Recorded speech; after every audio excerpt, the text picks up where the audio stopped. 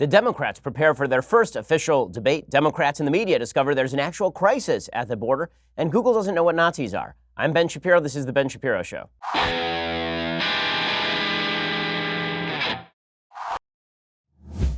Well, a lot going on in the news, and we will get to all of those things immediately. So let us jump in. We begin with the Democratic debate. The Democratic debate is tonight, the first Democratic debate. Are you excited? Does it feel like we've already had like 3 of these? And these will be endless. Right? These Democratic debates, there are 25 Democratic candidates. Virtually everyone who's a registered Democrat in the United States will be part of this debate. Well, the first debate will feature some real big names. By big names, I mean nobodies. The only big name in this debate is Elizabeth Warren. So she's got the night all to herself. We'll see how many people actually tune in just to watch Elizabeth Warren and her magical plans. Ooh, she has plans. This is what we keep hearing from the media. Now, they never actually evaluate whether the plans are feasible or workable. They never even assessed whether her proposed wealth tax, which would take a percentage of wealth from people who have already paid taxes on their income, whether that proposed wealth tax is even constitutional. They haven't assessed whether any of those plans would work financially, whether they work in terms of the budget of the United States. Short answer, no, they don't. The fact is that the vast growth in the United States budget is driven by out-of-control spending, and that out-of-control spending is driven by entitlement programs, many of which she wants to add to, including Medicare for All. If you took out Medicare and Social Security from the United States budget, the United States budget would be in surplus. It is Social Security and Medicare that have bankrupted the country to the point where 30 years from now, 144% of our GDP will be spent on the national debt. So that's going to be very, very exciting. Well, anyway, Elizabeth Warren is leading the pack. And we're going to go through these candidates so that you know who exactly is going to be on stage in this most important of debates. So you've got Elizabeth Warren, fake Native American, and faux moderate, who once upon a time was in favor of things like school vouchers and wrote books like The Two-Income Trap, in which she discussed the problem with having 2 parents outside the household working, and now is such a progressive leftist that she is threatening Bernie Sanders' flank. And Bernie Sanders is running a little bit scared from Elizabeth Warren, and that is largely because the progressives in the media have decided that Elizabeth Warren is the hot new thing. So she's going to be on the stage. The other big name on the stage, if you can call him that, is Cory McBooker. So Cory Booker, the senator from New Jersey, who's been desperate for attention, a man so manipulative that you can actually see the gears moving behind his eyes when he speaks. You can actually see him flipping the anger switch up when it's time to be angry. A man who is basically the Mr. Potato Head of politics. He walks around, and at a certain point, he decides that it's time for the angry eyes. And he reaches into his back and pulls out the angry eyes and puts them on. And then suddenly he's very sincere, Cory Booker. So Cory Booker will be on stage, fresh off having shot himself directly in the foot by attacking Joe Biden and basically backfiring on him. You've also got Bill de Blasio, a very large groundhog killer, a crappy mayor of New York that nobody likes and nobody understands why he's even running. Julian Castro, who is hanging around basically in the hopes that somebody will give him a cabinet slot. John Delaney, who? If you're asking who John Delaney is, I join you in this query. No one knows who John Delaney is or why he's there. He's basically just a guy who walked in off the street, and they're like, would you like to be in a debate? And he's like, yeah, sounds good. Tulsi Gabbard, who is Bashar Assad's favorite congressperson. Jay Inslee of Washington State, a governor who has focused so much on climate change that he's done nothing about climate change in his actual state. Emissions are not actually down in the state of Washington. Amy Klobuchar, who's expected to be sort of a moderate candidate in this race, is somebody who is going to draw the middle in. And it turns out, yeah, not so much. She can't draw flies. And then you got Beto O'Rourke, who has flamed out worse than any candidate in recent memory, a man who started off with a money bomb and then proceeded to basically melt into shards. I've never seen a candidate melt down quite as completely as Beto O'Rourke. It's pretty insane. From a launch on the cover of Vanity Fair in the one shirt that he apparently owns to weirdo who eats dirt and was a furry. That transition's been rather rough for Beto. Have you ever seen such a fall from grace? I mean, it's like a Grace Kelly-esque fall from, well, that's actually a different kind of fall. And then you have Tim Ryan, again, a congressperson from Ohio who is supposed to be a moderate but has failed to break out from the pack. So it will be a cornucopia of boredom and stupidity tonight. I hope that you're looking forward to it the same way that I am. We'll talk about what's going to happen in that debate in just 1 second. First, a rise in geopolitical tensions have led to a 5-year high in gold prices. Iran has announced it will break the uranium stockpile limit they agreed to under the Iran nuclear deal. Is it a coincidence that gold prices have been steadily rising since the tanker bombings? No, it is not. It is not, because Number one, chaos breeds uncertainty, and uncertainty means people look for a safe haven. As I've been telling you for the past 4 years, gold is a safe haven against uncertainty. Is it part of your plan? It should be. It's part of my plan. Hedge against inflation, hedge against uncertainty and instability with precious metals. My savings plan is diversified. Yours should be too. The company I trust with precious metal purchases, Birch Gold Group. That's because I know them. I've talked with them, and you can too. You look back historically, and when the bottom falls out of everything else, gold does tend to safeguard savings. Birch Gold Group has thousands of satisfied customers. They've got countless 5-star reviews, A+ rating with the Better Business Bureau. So go contact Birch Gold Group right now. Get a free information kit on physical precious metals. See if diversifying into precious metals makes sense for you. They got that comprehensive 16-page kit, and it'll show you how gold and silver can protect your savings, how you can legally move that IRA or 401k out of stocks and bonds into a precious metals IRA if that's something you're into. To get that no-cost, no-obligation kit, all you have to do is text my name, Ben, to 474747 again. Text Ben, my name, to 474747, Ben, to 474747. Okay, so the Democrats are worried about a clown car on stage. And that's pretty much, I think, how they should open the debate. I think an actual clown car should drive up on stage, the door should open, and 20 candidates should all climb over each other to get out. Like a scene from Dumbo. It'd be really fantastic. Okay. So Politico reports, this week's debates will be the first time millions of Americans meet the cast of Democrats trying to take out President Donald Trump. That's precisely what has the party brass terrified. Yes, I would be terrified too if your leading candidates were an octogenarian socialist who was so lazy he was kicked out of a commune in the 1970s, a fake Native American who has spent her career basically lecturing people while picking up a $500,000 salary from Harvard Law School and then proclaiming that she is some sort of leader of the people. Joe Biden, a gaffe machine who has failed in every presidential run he has ever tried and whose only fame and notoriety is due to the fact that he lucked out by having Barack Obama select him as his vice president. And Kamala Harris, who is a narc, right? Those are your leading candidates, Democrats. Congratulations. And they'll all be on stage trying to outdo each other. This is the big problem because no one wants to be outflanked. If you're outflanked on that stage, you got a problem on your hands. So instead, what you're going to get is Elizabeth Warren saying things like, I want to relieve student debt for future generations. And Bernie Sanders saying, what about past generations? Why cannot we relieve student debt for Abraham Lincoln, who only had 2 years of schooling after all? And then you'll have Joe Biden sitting off to the side going, I remember once when... It'll be great. Great entertainment. So the Democratic Party is a little bit worried about this. Interviews with nearly 20 Democratic elected officials, party chiefs, labor leaders, and operatives the past week revealed an air of foreboding, verging on alarm, that the debates will degenerate into a 2-night bare-knuckle brawl, which, honestly, that's why Republicans should watch this thing, because you never know what's going to happen, guys. I mean, if this turns MMA, if this turns ground and pound, it's going to be good, solid stuff. With the divisive 2016 Democratic primary fresh in their minds, and the current presidential candidates starting to take swipes at one another, the fear is that voters will be left with the impression of a bickering, small-minded opposition party. Well, maybe that's because they will be left with the proper impression, because it is a bickering, small-minded opposition party. So that's accurate. Randy Weingarten, who's president of the American Federation of Teachers and a member of the DNC, and this should just remind you, folks, that the teachers' unions are not friends to your children. They are friends to the Democratic Party, who promise them insane amounts of treasure and loot. Randy Weingarten says, it's going to be a scrum. A lot of people trying to score points on each other, and looking like scoring points was more important than communicating with the American people. That circular firing squad is not going to help save our democracy or help working families. There are a few reasons Democrats think their presidential hopefuls might escalate their attacks on Wednesday and Thursday. Well, number one, somebody has to break out of the pack, and this would be the time to do it. Cory Booker has been attacking Joe Biden. Kamala Harris has been attacking Joe Biden. Booker's not in the Biden debate. Kamala Harris is. It would not be a surprise to see Harris go after Joe Biden. Bernie Sanders, meanwhile, has criticized Biden for voting for the Iraq War and free trade deals. Moderate candidates, meanwhile, have been unloading on progressive opponents. Governor John Hickenlooper, who is not a relevant human being, but is in the Bernie Sanders debate, has gone after Bernie Sanders. The big question tonight is going to be whether anybody attacks Elizabeth Warren.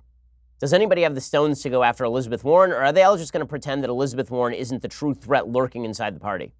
It'll be fascinating to see if Amy Klobuchar, for example, goes after the foolishness of Elizabeth Warren's actual plans. That'll be kind of fascinating. It turns out that Joe Biden's lead, by the way, is starting to deteriorate in some of the major states, according to a new poll from Crooked Media and Change Research. Crooked Media, of course, the far-left group that brings you Pod Save America. They've put together a poll. Their poll shows Biden leading in Iowa and South Carolina, and Bernie Sanders leading in New Hampshire, which is kind of fascinating. According to their polling, Joe Biden is only up on the rest of the field by 9 points.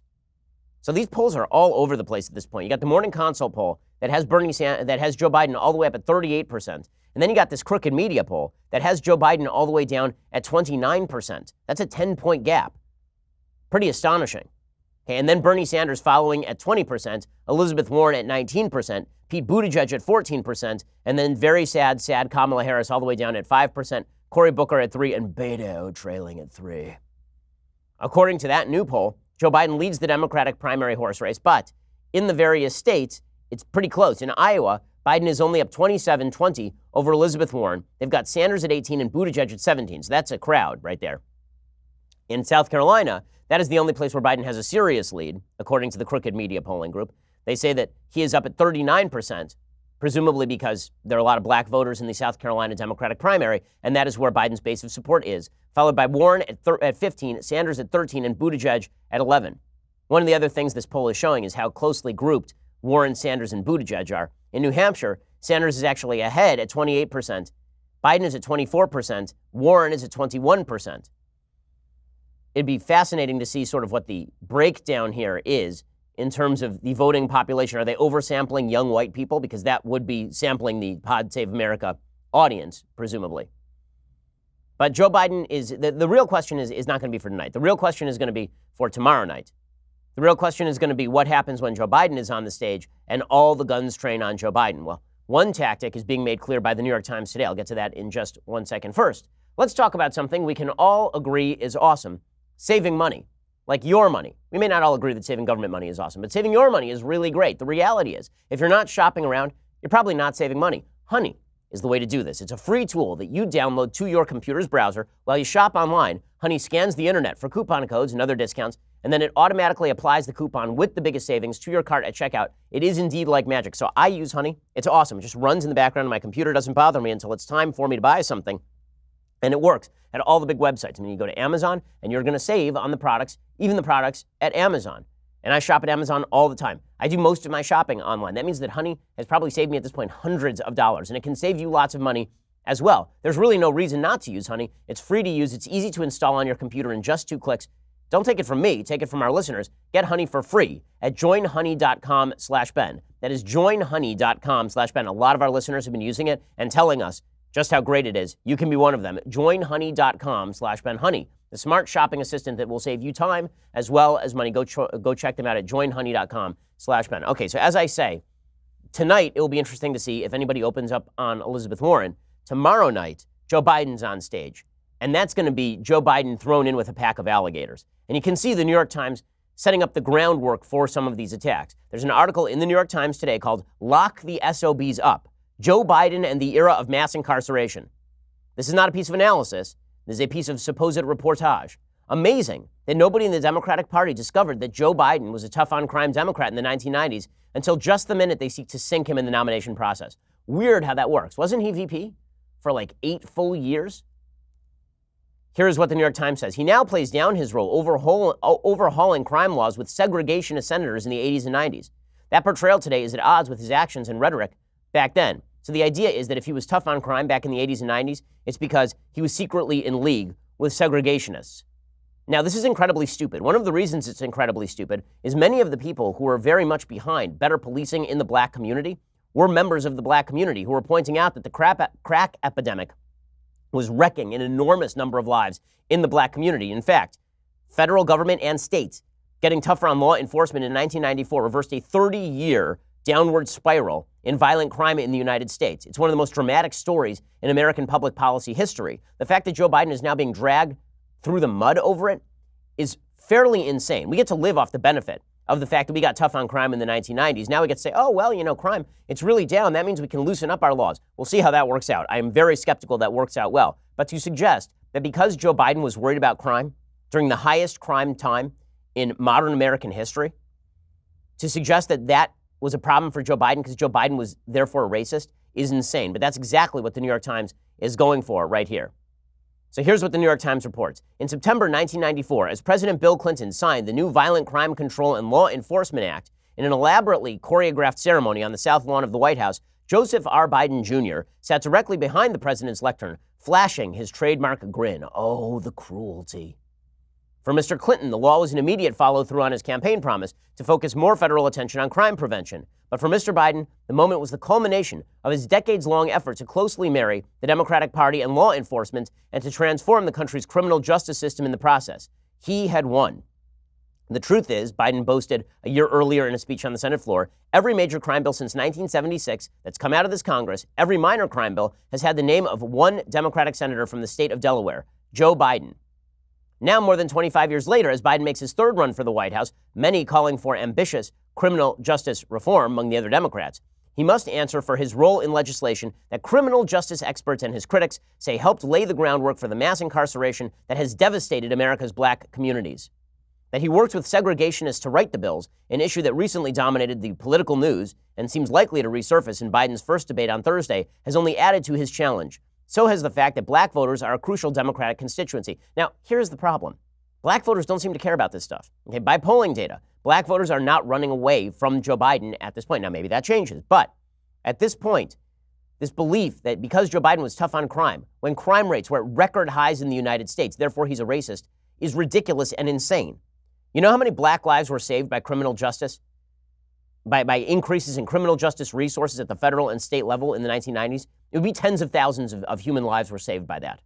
The murder rates in America's capital cities were skyrocketing throughout the 1980s, culminating in the early 90s. And then the government decided, hey, maybe we better get tough on crime instead of following these lefty protocols on exactly how crime ought to be fought, and the crime rates started to drop. In fact, if you want a more prosperous minority community in the United States, if you want prosperous black communities with a serious tax base, with growing economies, with people who are able to go to well-funded schools, you know what you need? Crime rates to drop. The only way to do that is to have more police in these areas. That's the only way to do this. Okay, the reality of high black crime rates in the United States goes all the way back to the early 20th century and before.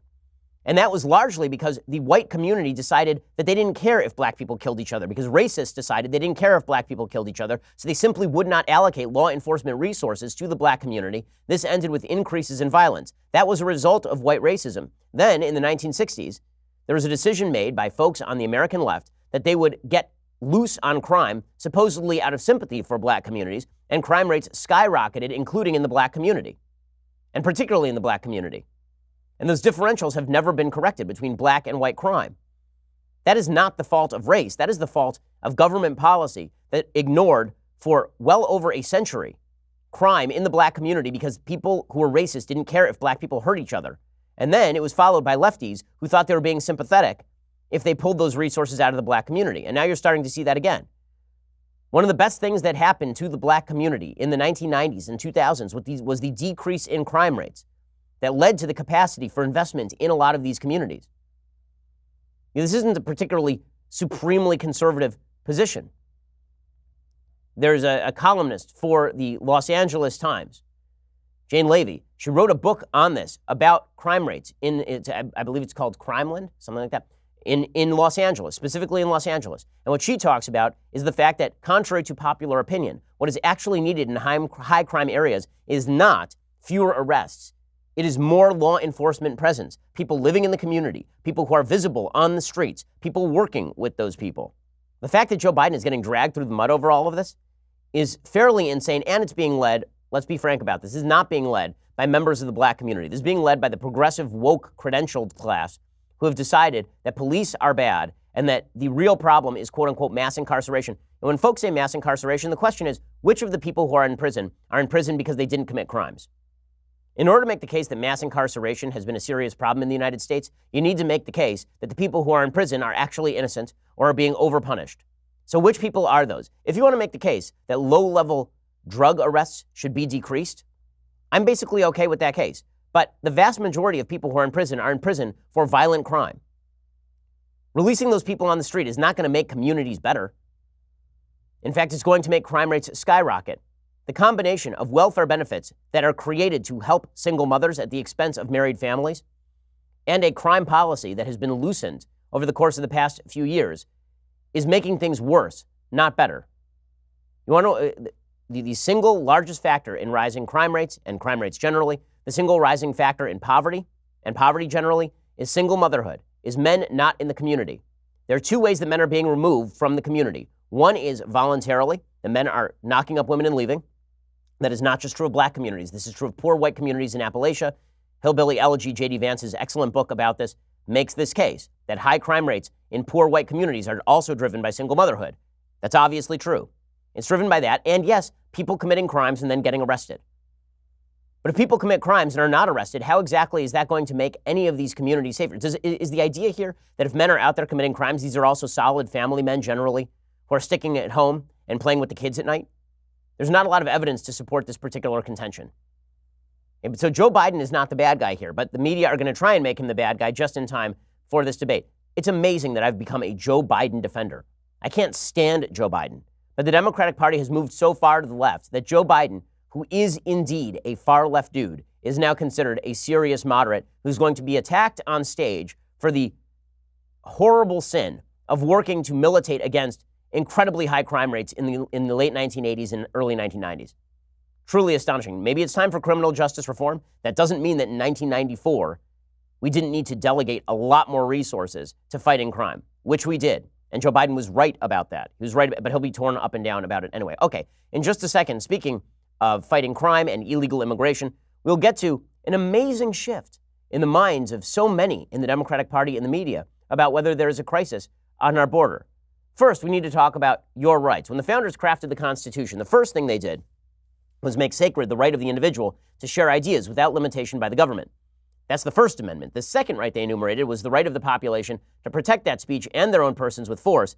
That would be the Second Amendment. So I love the Second Amendment. It's deeply important to me, not only because I get a lot of death threats and I need a gun to protect myself, but also because the Second Amendment is the bulwark against tyranny. It was meant to be so. All the founders knew it. Owning a rifle is an awesome responsibility. Building rifles is no different. Started in a garage by a Marine vet more than 2 decades ago, Bravo Company Manufacturing, this is BCM, builds a professional-grade product built to combat standards. They're fantastic. Bravo Company Manufacturing is not a sporting arms company. They design, engineer, manufacture life-saving equipment. And the people at BCM assume that when a rifle leaves their shop, it will be used in a life-or-death situation by a responsible citizen, law enforcement officer, or a soldier overseas. To learn more about Bravo Company Manufacturing, head on over to BravoCompanyMFG.com, where you can discover more about their products, special offers, upcoming news. That's BravoCompanyMFG.com. If you need more convincing, find out even more about BCM and the amazing people who make their products at YouTube.com/BravoCompanyUSA, BravoCompanyMFG.com. Listen, go get one of their rifles. They are awesome folks. BravoCompanyMFG.com.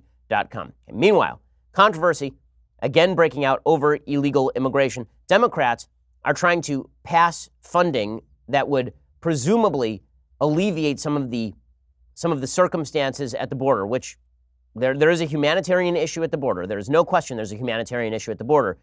So what are Democrats trying to do? They're simultaneously trying to tie together emergency border aid and trying to force the government to release more illegal immigrants into the interior.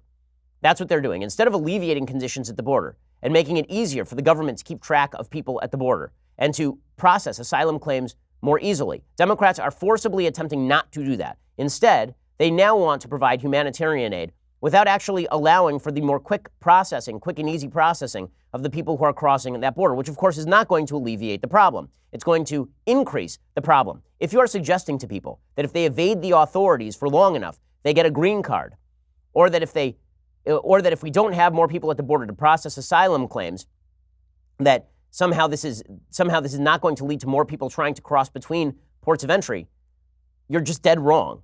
So here's what House Democrats are trying to do. The House passed a $4.5 billion emergency border aid bill on Tuesday. It contained provisions for the treatment of migrant children in U.S. custody that Democratic leaders added amid widespread anger in their ranks over President Trump's handling of the crisis. I mean, even notice how the Washington Post covers this. It's not about Trump's handling of the crisis. Democrats just 3 months ago were pushing not to fund more beds at the border. In fact, they're still pushing. Some Democrats are still pushing not to fund more beds at the border. Take, for example, the conflict between Hillary Clinton and AOC. They both tweeted yesterday about the situation on the border. Hillary Clinton tweeted, I've been heartbroken and horrified to read the news of children at the border being detained in appalling conditions. No soap, no toothbrushes, no beds. By the way, this goes all the way back to the Obama administration and before. Not enough food, babies being forced to take care of babies, everyone sick. Okay, now we should all be concerned about this, obviously, which is why we should increase the amount of funding at the border for Border Patrol. So what does AOC do about this? The illustrious, venerable, intelligent, brilliant, fresh face, so fresh, so face. AOC, what does she tweet? She tweets, Wayfair workers couldn't stomach they were making beds to cage children. Wayfair is the company that makes beds. They asked the company to stop. CEO said no. Tomorrow they're walking out. This is what solidarity looks like. A reminder that everyday people have real power as long as we're brave enough to use it. So just to get this straight, there is a shortage of beds at the border. Wayfair makes those beds. AOC is encouraging people not to make the beds for the kids at the border to presumably help the kids at the border.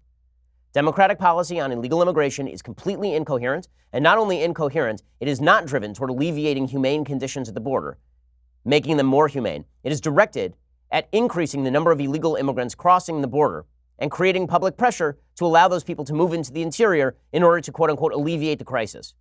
That is the goal here. So the House voted along party lines, 230 to 195, in favor of this border bill. The backdrop for the vote is not only the humanitarian concerns about the surging number of migrants, but also President Trump's threats, delayed but not canceled Saturday, to begin a mass deportation of undocumented immigrant families. Notice how the Washington Post uses undocumented immigrant. This is typical media speak for illegal immigrant. These are not immigrants who are just lacking documentation. The vast majority of people crossing the border are people who are immigrating without any claim to enter the United States. Most of the people who apply for asylum in the United States are not granted asylum on the basis of an asylum claim. Democratic lawmakers have expressed concerns about passing a border aid bill that would not address both of these issues.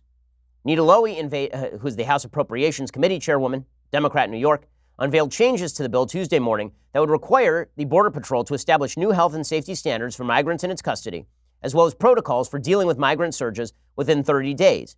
The changes would also limit children's stays at influx shelters used by the Department of Health and Human Services to no more than 90 days and require the department to report to Congress on their use. Now, all of that sounds innocent and wonderful until you recognize that Democrats are simultaneously defunding and preventing additional funding for the courts that would process these people. So basically what Democrats are doing is they're saying to Border Patrol, you need to certify that you're keeping people in humane conditions. Also, here's none of the money that you need.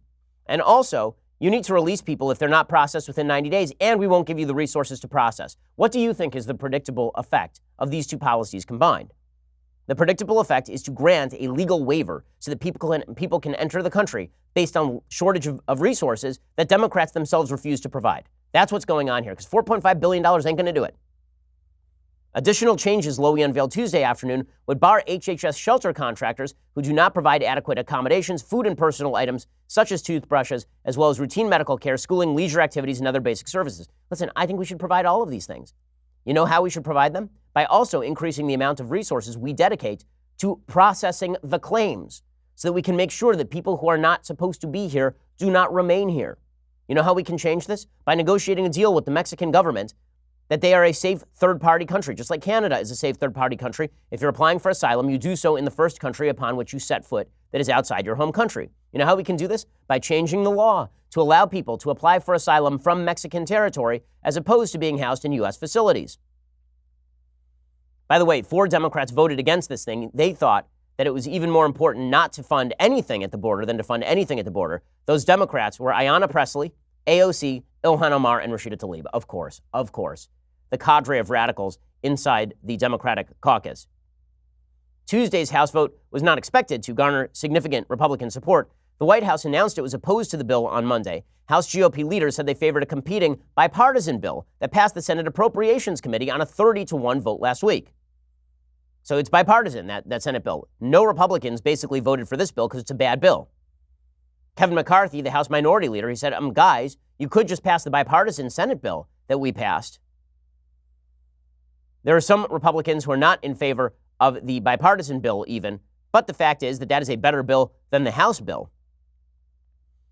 The two chambers now have only 2 days to spare before lawmakers are set to leave Washington for a week-long holiday recess. HHS has already warned Congress it will exhaust its funding for housing migrant children at the end of the month, a scenario that would impede efforts to move them out of border control facilities. The Senate is poised to vote this week on its own $4.6 billion emergency spending bill. That included $2.9 billion for the Department of Health and Human Services to address the large numbers of unaccompanied children arriving at the border. Senate Majority Leader Mitch McConnell said that it was time to get this thing done. Why is the House trying to hold this up? Specifically by creating provisions designed to allow people to be released into the interior by law. The Senate bill includes $50 million more than the House bill for immigration judges to speed the adjudication of asylum claims and $61 million in back pay for ICE agents that Democrats in the House refuse to provide. Representative Chuck Fleischmann of Tennessee, the ranking Republican on the House Appropriations Subcommittee, said Republicans are especially unhappy with the lack of funding for immigration judges and restrictions on ICE funding. He said this should have been an easy situation, but nothing is easy when it comes to the border. House Speaker Nancy Pelosi suggested that a vote against the House bill was a vote for Donald Trump and his inhumane, outside the circle of civilized attitude toward the children. She said that basically we are going to hold up the Senate bill. President Trump came out and he blasted all this. We'll get to the Democratic response to Trump's response to all this, and the media, who are just damned liars. We'll get to that in just 1 second. But first, with the ever-increasing numbers of car makes and models, it's now impossible to stock all the parts you need in a traditional chain storefront. Why endure the often pointless or seemingly intimidating questioning like, is your Odyssey an LX or an EX? And then you wait while the counterman orders the parts on his computer, and it turns out that he only has like one part at the store. You have computers, and those computers have internets. And those internets have access to rockauto.com at home and in your pocket. Rockauto.com is a family business serving auto parts customers online for 20 years. Go to rockauto.com. Shop for auto and body parts from hundreds of manufacturers. They have everything from engine control modules and brake parts to tail lamps, motor oil, even new carpet. Whether it's for your classic or daily driver, get everything you need in a few easy clicks delivered directly to your door. They've got amazing selection, reliably low prices, all the parts your car will ever need. RockAuto.com. Go check them out right now, RockAuto.com. See all the parts available for your car or truck. Rate Shapiro in their How Did You Hear About Us box so they know that we sent you. That helps out the show and it helps out our advertisers. Remember, go to RockAuto.com and write Shapiro in their How Did You Hear About Us box so they know that we sent you. Okay, we're going to get to the insane, hypocritical Democratic and media response to the situation on the border in just a second. First, go subscribe over at dailywire.com, $9.99 a month or $99 a year. With the $99 a year, you get all sorts of great benefits. You get to be in the mailbag, which we do every Friday. You get an additional 2 hours of the show every day. I mean, we are working hard for you. You get this, the very greatest in beverage vessels, the leftist tears, hot or cold tumbler. Feast your eyes upon it, and you help protect us from the vicissitudes of our internet big tech overlords. There's a story yesterday we'll get to in a little bit on the show about Google employees labeling me and this show Nazi materials. This show. I mean, if I'm a Nazi, I'm so deep undercover that even I don't know I'm a Nazi. It's unbelievable. But according to our big tech overlords, they could take us off the air at any minute on some of these tech outlets. That is why you should go subscribe, to make sure that you can still get the material, to make sure that you can still hear the news that you want to hear with the conservative commentary that you want. Go check us out right now. Please subscribe. It really does help us. Go check us out at Daily Wire. We're the largest, fastest growing conservative podcast and radio show in America.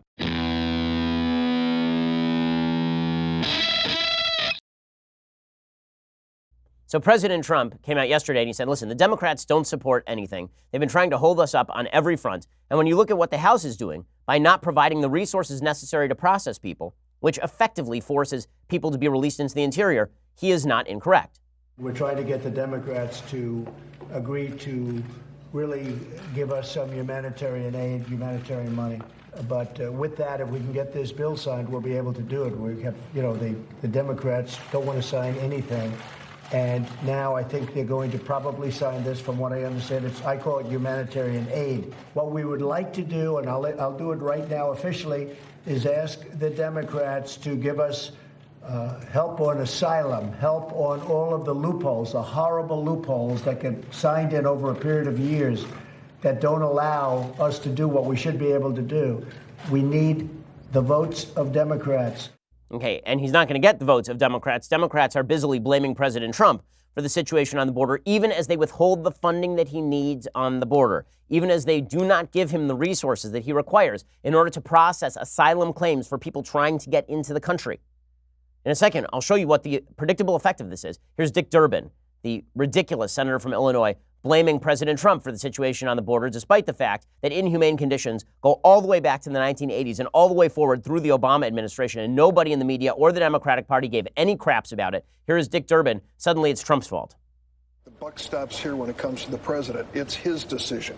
Look at his record, Willie. First, he started us with a Muslim travel ban. Then he eliminated the DACA program, protecting 790,000 people. Then he said no protection for those under temporary protected status.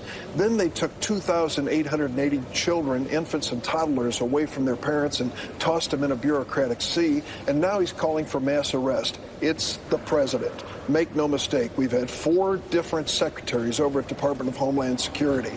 And of course, that's inexcusable. But ultimately, it's the president's responsibility. Okay, again, every claim that he makes about what Trump has done, either the Obama administration did it, it's forced by court order, or the Trump administration has refused to release adults into the interior of the United States without keeping tabs on them, which is actually what Democrats want. So here's what's happening. Right now, we have a shortage of resources on the border to process asylum claims. Very few people are being processed because our resources are spread so thin. Statistically speaking, we have seen a massive uptick in the number of illegal immigrants attempting to cross the border, particularly since November, December of last year. Now the media are finally realizing it, and naturally it's Trump's fault, despite the fact that back in November, December, January, February, he was saying we've got a crisis on the border.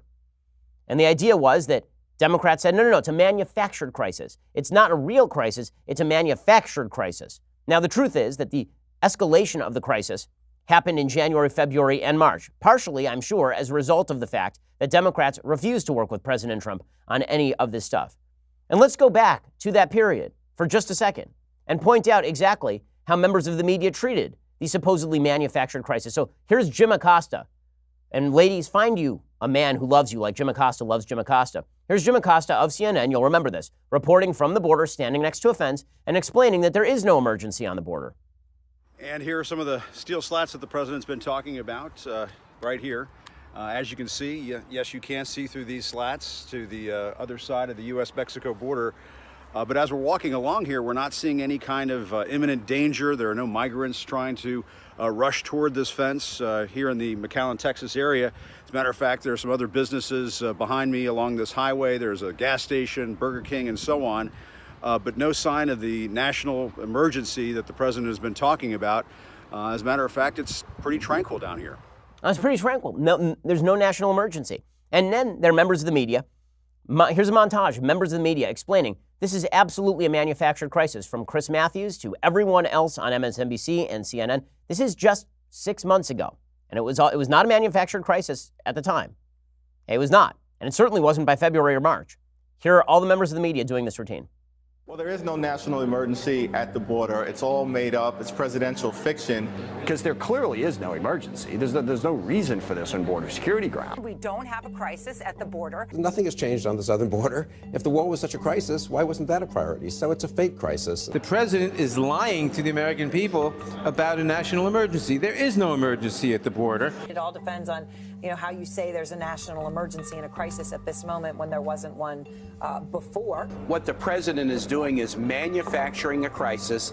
There's a crisis going on there, and it needs to be dealt with, and Congress. But is it a crisis just because you call it that? Is it a crisis just because you call it? There's Chris Cuomo of CNN. Is it a crisis just because you call it that? Well, that was their message back in January and February. Okay, now their message is that this crisis is unprecedented, which is what Trump was saying back in January and February. Okay, there was a serious situation at the border. It was exacerbated by the fact that the media refused to call it a serious situation at the border. But now they've realized, hey, wait a second, there's a serious situation at the border. So today, let's start with the New York Times. The New York Times and the Associated Press, everybody printed this photo of drowned migrants. It's a horrible photo, a horrible, horrible photo.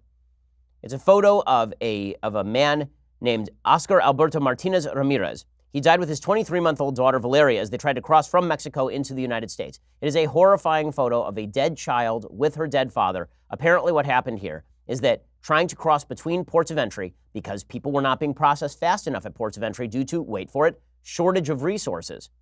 Because of all that, this father tried to swim his daughter across the river. He then proceeded to leave his daughter across the river and go back across the river for his wife. At which point his 23-month-old daughter, being a 23-month-old, and I have small children, tried to jump back in the river to follow her daddy.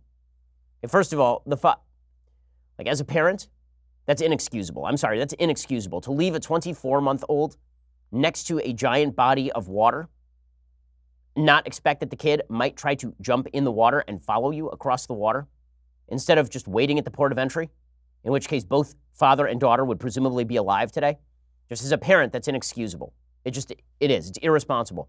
But what creates the situation, the feeling among people that they have to do this sort of thing? Well, inability to process people at the border would be one thing. Inhumane facilities at the border would be another thing, although that wouldn't really be the concern because presumably this father and daughter would have then approached the Border Patrol authorities and claimed asylum, because once you're on American soil, you can do that, which is why people are trying to cross between ports of entry. You know what might have helped here? A wall. Because if there were a wall, you couldn't cross the border and then claim asylum. You would be forced into the ports of entry. You'd be funneled into the ports of entry. Democrats opposed that wall. So the media have been pushing out this photo. And I honestly am not clear on which dead bodies the media are willing to show. It seems like an unclear standard and a politically driven standard, by the way. I'm not saying that they shouldn't show pictures like this. I'm saying that they are radically inconsistent on when they will show pictures like this. So they'll show a picture like this, or the drowned migrant famously drowned on the beaches of Turkey, trying to reach European soil in the midst of the refugee crisis over there. They will not show pictures from, for example, the Bataclan or from the Orlando Pulse nightclub shooting or Israelis who are killed in terror attacks. So it's very weird which photos the media choose to feature and which they don't. I would guess that there's a pretty significant political motivation there. But the photo was obviously horrifying. And now the media have awakened. Oh, look, there's an actual crisis on the border. So Don Lemon, last night, saying, will this picture move the needle? Well, I don't know.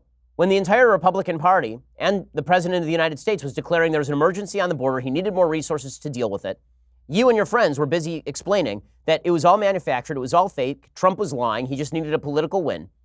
And now all of a sudden it's, will these photos move the needle? With whom? Trump has wanted more resources on the border for virtually his entire presidency, and that really escalated leading up to the 2018 election. Here is Don Lemon saying, are we shocked enough? I don't know. Where were you 3 months ago? How about that? The Salvadorian government released a statement from an earlier press conference where they say that the father and daughter drowned on Sunday, the 23rd.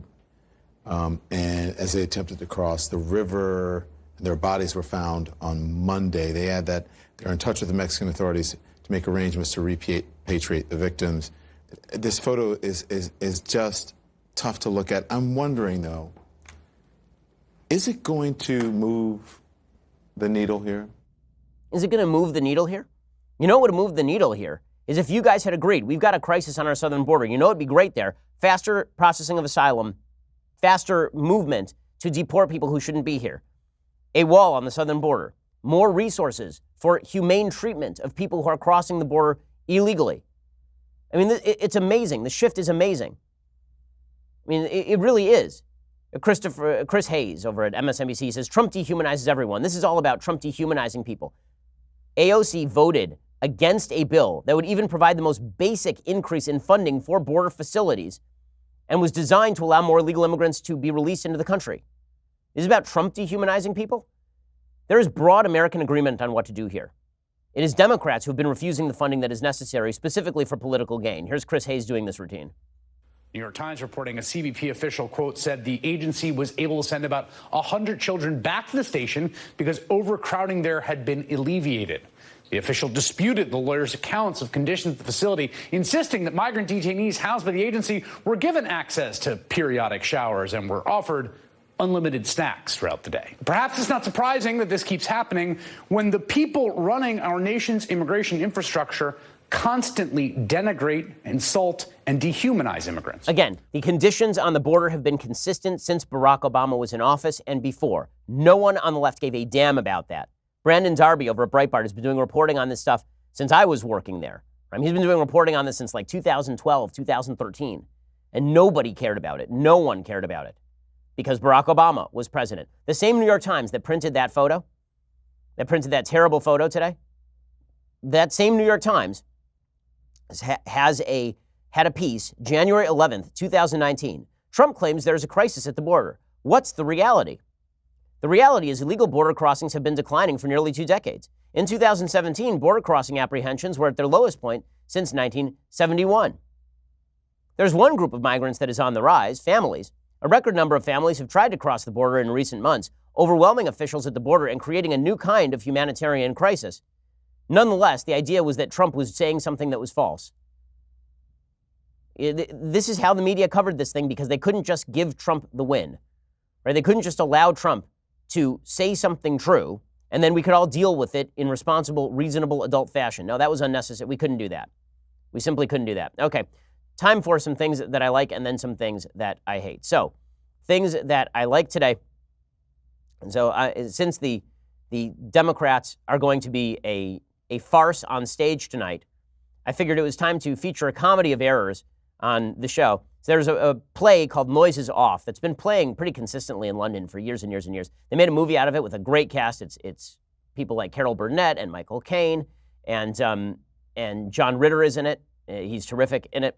Noises Off is basically a farce about a farce. So it's a play that's taking place. It's supposed to be a farce, and it denigrates into even more of a farce as the actors blow all of their lines and are terrible at everything. The movie's really, really funny. It's kind of a gem from the 80s. So here's a little bit of the trailer. Critics everywhere are calling Noises Off one of the most hilarious films you'll ever see.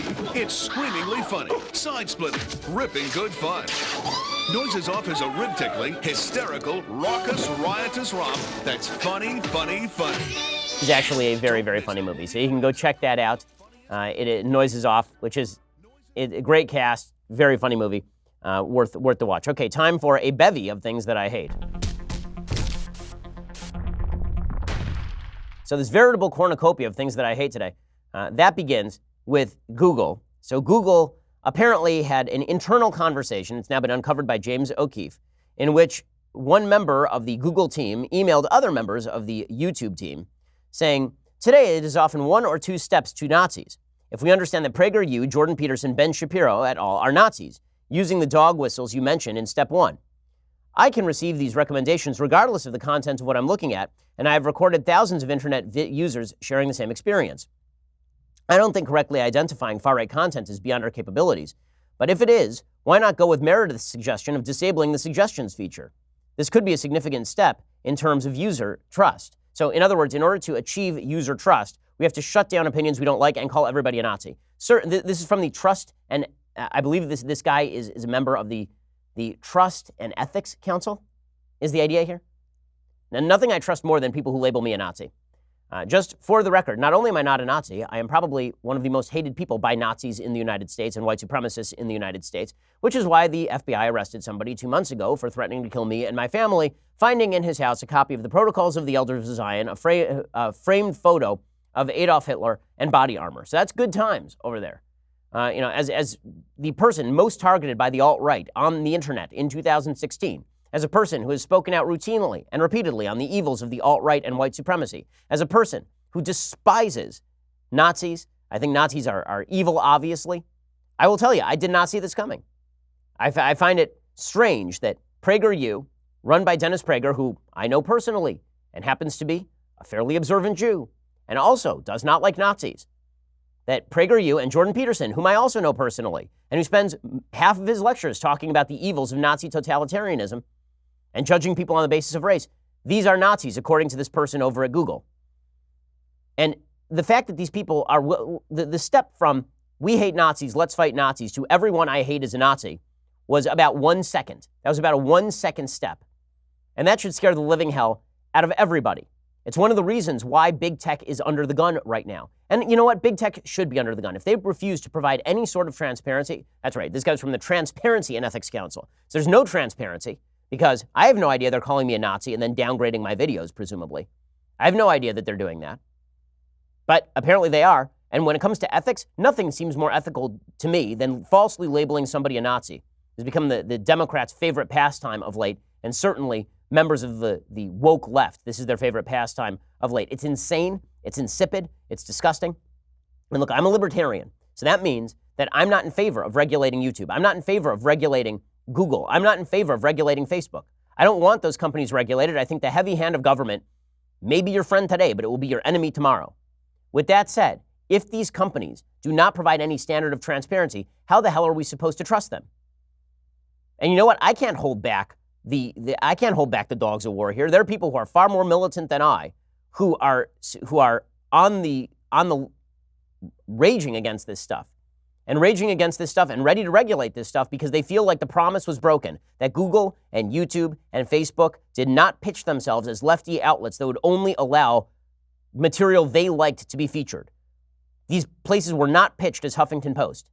These places were pitched instead as platforms that were generally going to be generous in their allowance of content. And if they have shifted that into a left-wing woke sensibility, there are going to be a lot of people who say, okay, you broke the bargain, so sure, it may violate my principles to regulate you, but what the hell, man? You broke the bargain, so my bargain with you is broken. Not going to play fair with people who don't play fair. I'm not one of the people who is suggesting that. Okay, I have, again, come out against Josh Hawley's bill, the senator from Missouri, in terms of regulating Facebook, regulating Google. I've come out against Elizabeth Warren breaking up big tech. But I'll tell you what, the bubbling, seething undercurrent of hatred for big tech is largely driven by the fact that they are completely non-transparent and that when they are exposed, they're talking about crap like this, censoring materials they don't like. It's pretty astonishing stuff. Okay, you know what? We'll stop there. We'll be back here later today for 2 additional hours of content, so stick around for that, or we'll see you tomorrow for a full recap of the first Democratic debate. I'm Ben Shapiro. This is The Ben Shapiro Show. The Ben Shapiro Show is produced by Robert Sterling, directed by Mike Joyner, executive producer Jeremy Boring, senior producer Jonathan Hay. Our supervising producer is Mathis Glover, and our technical producer is Austin Stevens, edited by Adam Sayevitz. Audio is mixed by Mike Coromina. Hair and makeup is by Jesua Olvera. Production assistant Nick Sheehan. The Ben Shapiro Show is a Daily Wire production. Copyright Daily Wire 2019. Democrats go full open borders ahead of tonight's debate. Google admits that it is trying to silence all of those scary Nazis like Orthodox Jew Ben Shapiro, and the Washington Post smears me with a bunch of fake history. We'll get into it all. Check it out at The Michael Knowles Show.